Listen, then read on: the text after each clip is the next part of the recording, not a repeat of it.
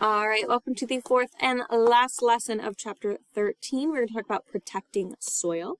Learning goal is that you should be able to describe the different farming and tilling methods and how they affect our soil. So we will talk about the good methods and the bad methods being the ones where we are losing soil.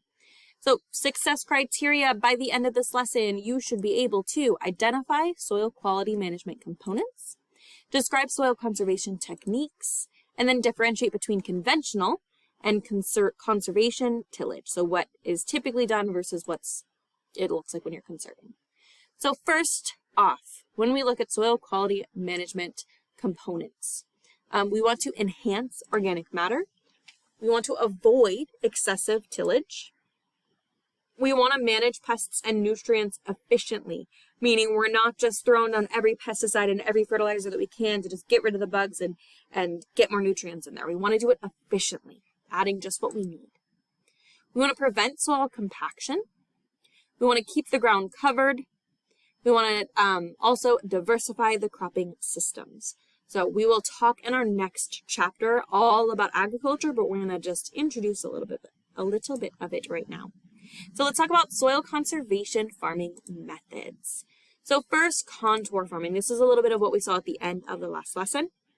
Contour farming is tilled at right angles to the slope of the land. Each ridge acts as a small dam, so it helps kind of keep that water in so that water isn't running down and taking the soil with it.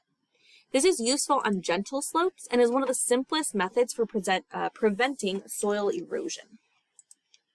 Strip farming is the practice of alternating strips of closely sown crops to slow water flow and increase water absorption. So you have your crops really close together so that it's not just like flooding away. As the water flows down, it's going to be taken up by this plant and then this plant and then this plant and then this plant. So it protects it a little bit more. Terracing is the practice of constructing level areas at right angles to the slope to retain water. This is good for really steep land and is used for rice paddies a lot. So let's talk about waterways and windbreaks. So waterways are depressions in sloping land where water collects and flows off of the land. This channels movement of water and kind of controls it a little bit.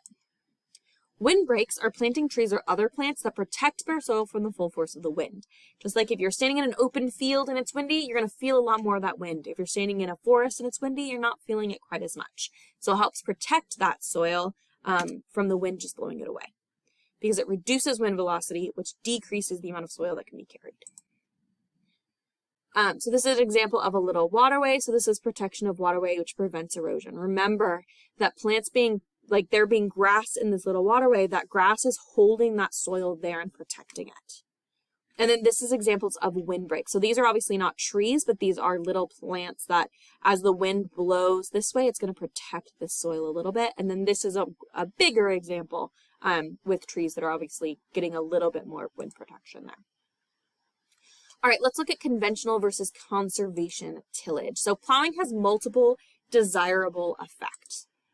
Weeds and weed seeds are buried, and plowing is usually what we're talking about when we're tilling the soil.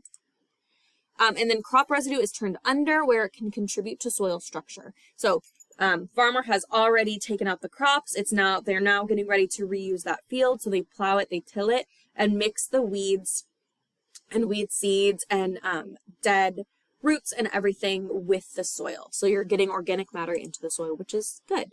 And it can also bring those nutrients that are further under the surface back up. And then the cooler, darker soil is also brought up to the top. Each trip over the field is an added expense to the farmer, and at the same time, it increases the amount of time the soil is open to erosion via wind or water. Obviously, they're paying for their grass, they're paying for the time, so it's going to cost money. Reduced tillage is a practice that uses less cultivation to control weeds and prepare soil, but generally leaves 15 to 30% of the soil surface covered with crop residue after planting. So tillage is still happening, but less than conventional. Conservation tillage further reduces the amount of soil disturbance and leaves 30% or more soil surface covered with crop residue. So after the crops are harvested, you leave those plants there because they are protecting the soil. Mulch tillage is tilling the entire surface just prior to planting, so just before.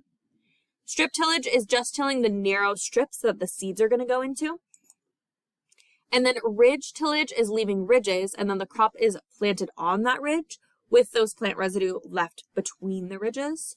And then the most conservation is going to be no-till farming. So this involves special planters that place seeds in slits cut into the soil. So it literally is like a blade that cuts into the soil and into that plant residue, plants seeds, and then the seeds can grow from there. So positive effects of reduced tillage, the wildlife gain winter food and cover. So wildlife can live in that crop cover as it's sitting there. So again, this is just the plant left over after the farmer has harvested all of the food. Less runoff results in reduced siltation of waterways, which again, because you have plants sitting on the soil, it's protecting and holding that soil together. And then row crops can be planted in sloped areas. Fewer trips over the fields means lower fuel consumptions because you're not going over the entire field to till. 2 crops may be grown on a field in areas that had been restricted to a single crop. And then fewer trips over the soil means less soil compaction. Drawbacks are that plant residue may delay soil warming. Crop residue reduces evaporation and upward movement of water through the soil, which may retard the growth of plants. And then accumulation of plant residue can harbor plant pests and diseases, requiring more insecticides and fungicides.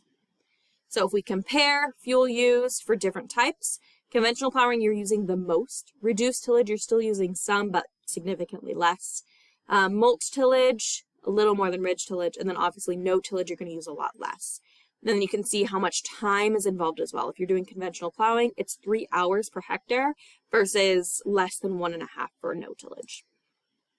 And then we also want to protect soil on non-farm land by using appropriate soil conservation practices. Much of the land that's not usable for crops can be used for grazing, wood production, wildlife production, or just scenic and recreational purposes. All right, this is the last lesson in the end of chapter 13. If you have any questions, please let me, and I will see you in the next one.